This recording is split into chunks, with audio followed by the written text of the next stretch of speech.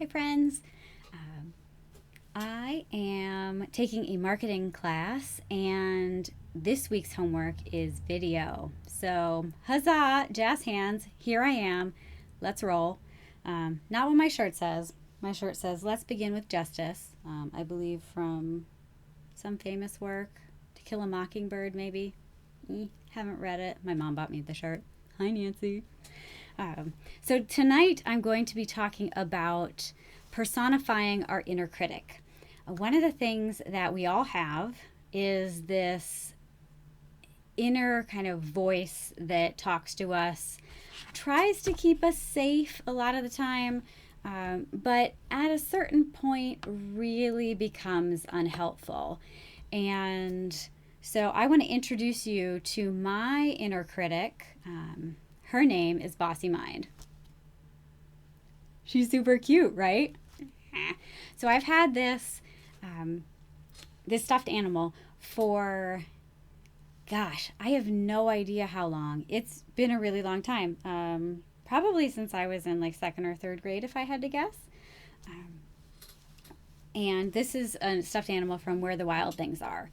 And I named my inner critic Bossy Mind in 2013 when I was taking the spiritual exercises of St. Ignatius.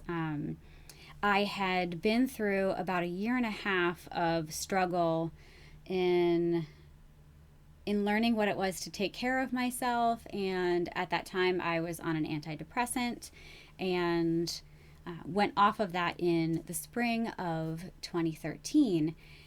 And Bossy Mind came back with a vengeance. And so one of the great things about going through the exercises is that I met with a spiritual director every week.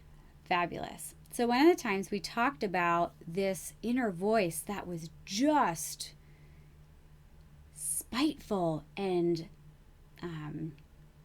vituperative, if you want to, have a big word from high school English. Just really, really relentless.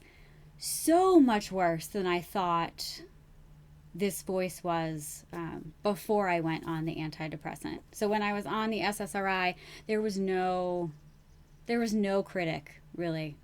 And I think I had forgotten how much this part of me really kind of despised me. And so over the next several months, I worked with my spiritual director to name the voice, to talk to Bossy Mind. When she would get really upset, I would hug her. I would talk with her and say, you know what, it's okay. I understand that you're trying to help me.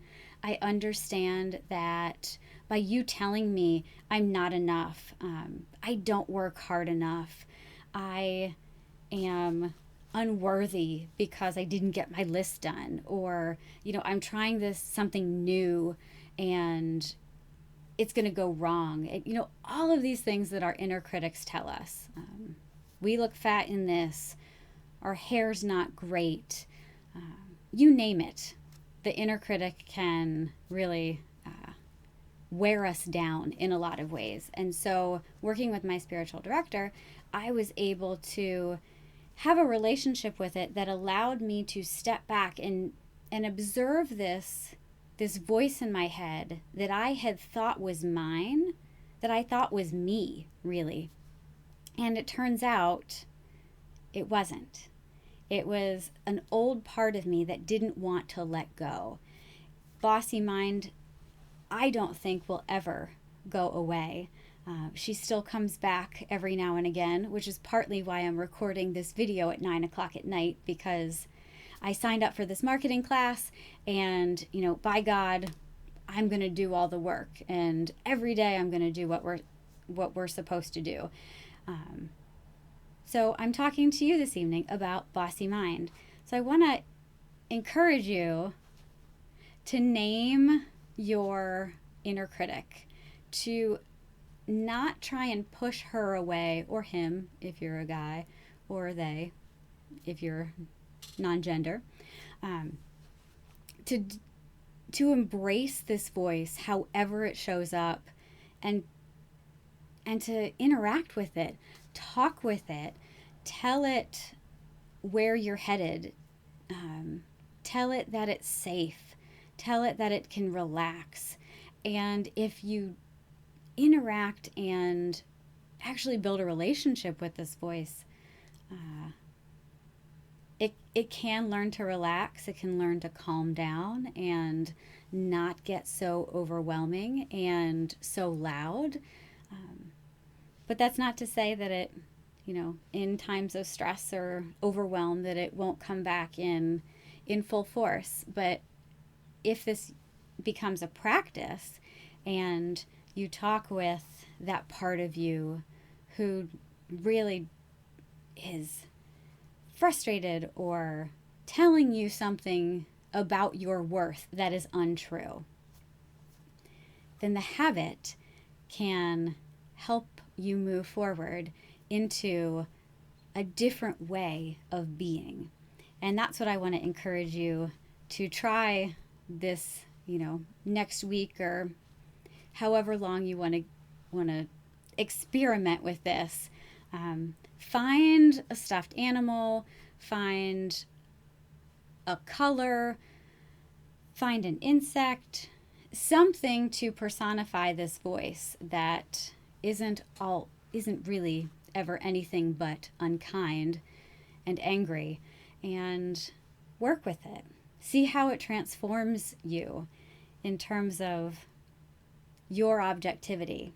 For me, one of the great things is that I realize really quickly now when Bossy Mind is trying to take over. I know when she's getting ramped up, and so that actually gives me a warning that something is wrong in my life. Whether it's I need more rest, I need a vacation, I need to set additional boundaries or reevaluate my boundaries.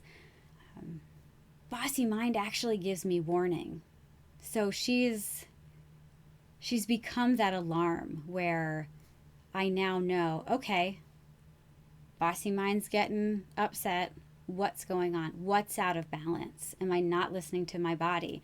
Am I stuffing down emotion that I need to deal with? Whatever it is, depending in the situation, she gives me a warning. And that I'm really grateful for. Now, it's 2020, and so I'm telling you this 7 years after identifying Bossy Mind and giving her a stuffed animal to inhabit. But, it takes practice. And I'm pretty sure that Bossy Mind is going to follow me around wherever I go and however I go. And so I hope that as you journey in your walk, that you can embrace and talk with and encourage this inner critic that you have, so that you can transform and become more of the person you were created to be. Have a great night.